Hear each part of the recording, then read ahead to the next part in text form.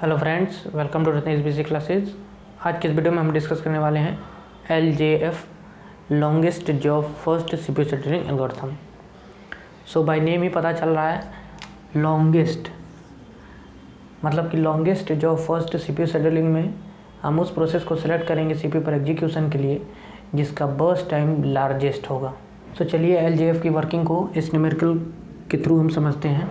इस न्यूमेरिकल में सिंपली मैंने 4 प्रोसेस ले रखा है जो कि P1, P2, P3 और P4 हैं, जिनका अराइवल टाइम हमें दिया गया है। अराइवल टाइम का मतलब क्या है कि हमें वो टाइम बताया गया है जब एक एक प्रोसेस रैम में आई हुई हैं और उनका बर्स्ट टाइम दिया हुआ है। बर्स्ट टाइम का मतलब वो टाइम ड्यूरेशन होता है जो कि एक प्रोसेस को रिक्वायर होता है सीपीयू पर एग्जीक्यूशन के लिए। सो हमें सिंपली क्या करना है, हमें longest job first CPU scheduling algorithm को यूज़ करना है जिसका क्राइटेरिया होता है बर्स्ट टाइम और मोड होता है नॉन प्रीएम्प्टिव। मतलब कि longest job first CPU scheduling algorithm में हम उस प्रोसेस को सेलेक्ट करते हैं सीपीयू पर एग्जीक्यूशन के लिए जिसका जो बर्स्ट टाइम होता है वो लार्जेस्ट होता है। सो जो गैंट चार्ट है, गैंट चार्ट में टाइम स्टार्ट होता है 0 से, हमेशा इस बात को याद रखिएगा। अब हमें देखना है कि 0 सेकेंड तक कितनी प्रोसेस रैम में अराइव हो चुकी हैं। तो देखिए क्वेश्चन में 0 सेकेंड पर केवल एक प्रोसेस P1 रैम में अराइव हुई है, तो हमें कुछ डिटरमाइन करने की ज़रूरत नहीं है क्योंकि हम कंपैरिजन तब करेंगे जब 2 से अधिक प्रोसेस हों, यानी कि 1 से अधिक प्रोसेस हो तब हम कंपैरिजन करेंगे कि किसका हायर बर्स्ट टाइम है, हम उसको सेलेक्ट करेंगे। लेकिन चूंकि 0 सेकेंड पर एक ही प्रोसेस है रैम में, तो हमें सिंपली कुछ नहीं करना है, हमें उसी प्रोसेस को सेलेक्ट करना है सीपीयू पर एग्जीक्यूशन के लिए। सो हमने P1 प्रोसेस को सिलेक्ट कर लिया। जो मोड है वो नॉन प्रीएम्प्टिव है, मतलब कि बिना किसी डिस्टरबेंस के प्रोसेस P1 अपने रिक्वायर्ड टाइम तक सीपीयू पर एग्जीक्यूट होगी। सो प्रोसेस P1 को 4 सेकेंड का टाइम रिक्वायर है, तो ये 0 सेकेंड से अपना एग्जीक्यूशन स्टार्ट करेगी और 4 सेकेंड पर अपना एग्जीक्यूशन कंप्लीट कर लेगी। 4 सेकेंड तक P1 प्रोसेस अपना एग्जीक्यूशन कंप्लीट करके वो रैम से बाहर हो चुकी है। सो अब हमें देखना है कि during the execution of process P1 how many process are arrive in the ready queue, मतलब कि 4 सेकेंड तक कितनी प्रोसेस रेडी क्यू में अराइव हो चुकी थी। तो देखिए P2 प्रोसेस अराइव हुई थी 1 सेकेंड पे, P3 2 सेकेंड पे और P4 3 सेकेंड पे, मतलब कि 4 सेकेंड तक हमारे पास टोटल 3 प्रोसेस रैम में अराइव हो चुकी हैं। अब हमको उन तीनों प्रोसेस में से उस प्रोसेस को सेलेक्ट करना है सीपीयू पर एग्जीक्यूशन के लिए जिसका बर्स्ट टाइम सबसे ज़्यादा लार्जेस्ट है। सो देखिए P2 का बर्स्ट टाइम है 5 सेकेंड, P3 का बर्स्ट टाइम है 3 सेकेंड और P4 का बर्स्ट टाइम है 2 सेकेंड।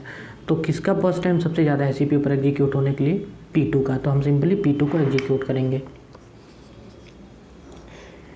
P2 को कितना टाइम रिक्वायर है? 5 सेकेंड का, तो वो 4 सेकेंड से अपने एग्जीक्यूशन को स्टार्ट करेगा और 5 सेकेंड टाइम लेगा एग्जीक्यूट होने के लिए, तो 9 सेकेंड पे अपने एग्जीक्यूशन को कंप्लीट कर देगा। देन वो P2 भी रैम से बाहर हो जाएगा।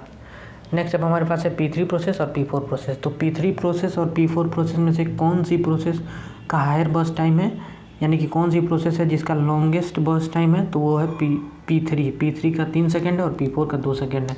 तो जाहिर सी बात है P3 का बर्स्ट टाइम सबसे ज़्यादा हायर है, तो हम P3 को सिलेक्ट करेंगे। P3 को कितना टाइम रिक्वायर है? तो 3 सेकेंड का, तो 9 सेकेंड से अपना एग्जीक्यूशन स्टार्ट करेगा और 12 सेकेंड पे अपने एग्जीक्यूशन को कंप्लीट कर लेगा। नेक्स्ट अब हमारे पास एक ही प्रोसेस बचता है रेडी क्यू में, तो हमें कुछ भी डिटरमाइन करने की ज़रूरत नहीं है, सिंपली P4 प्रोसेस को एग्जीक्यूट कर देना है। P4 प्रोसेस को टाइम रिक्वायर है 2 सेकेंड के लिए, तो ये 14 सेकेंड पे अपने एग्जीक्यूशन को कंप्लीट कर लेगा।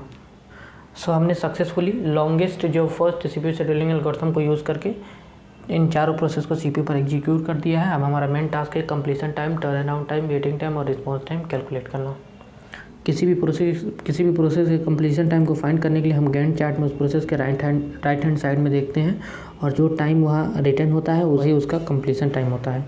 सो P1 के राइट हैंड साइड में है 4 सेकेंड, सो P1 का कंप्लीशन टाइम 4 सेकेंड है, P2 का 9 सेकेंड, P3 का 12 सेकेंड और P4 का 14 सेकेंड।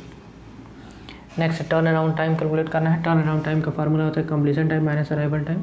सो कंप्लीशन टाइम P1 प्रोसेस का 4 सेकेंड है और अराइवल टाइम 0 सेकेंड, तो 4 - 0 0।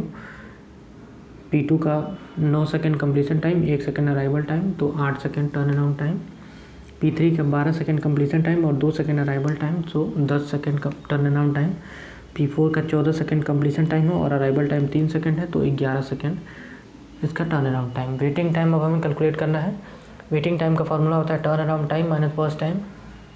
सो प्रोसेस P1 का टर्न अराउंड टाइम 4 सेकेंड है, बर्स्ट टाइम 4 सेकेंड, तो 0 हो जाएगा।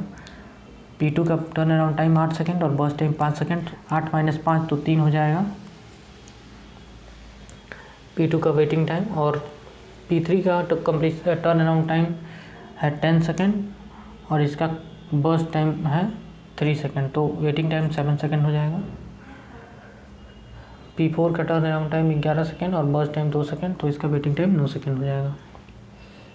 नाउ हमें कैलकुलेट करना है रिस्पॉन्स टाइम। तो रिस्पॉन्स टाइम का फार्मूला होता है when a process get CPU first minus arrival time. तो P1 प्रोसेस CPU को कब मिली 0 सेकेंड पे और उसका अराइवल टाइम क्या था 0 सेकेंड, तो रिस्पॉन्स टाइम 0 सेकेंड हो जाएगा।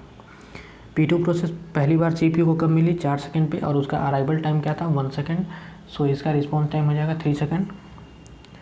P3 प्रोसेस CPU को पहली बार कब मिली 9 सेकेंड पे और उसका अराइवल टाइम क्या था 2 सेकेंड, तो इसका रिस्पॉन्स टाइम 7 सेकेंड हो जाएगा। और P4 प्रोसेस पहली बार CPU को कब मिला 12 सेकेंड पे और उसका अराइवल टाइम कितना था 3 सेकेंड, सो रिस्पॉन्स टाइम हो जाएगा 9 सेकेंड। सो हमने सक्सेसफुली इन प्रोसेस को longest stage of first CPU scheduling algorithm की मदद से CPU पर एग्जीक्यूट कर दिया है। This is all about the longest stage of first CPU scheduling algorithm. Thanks for watching.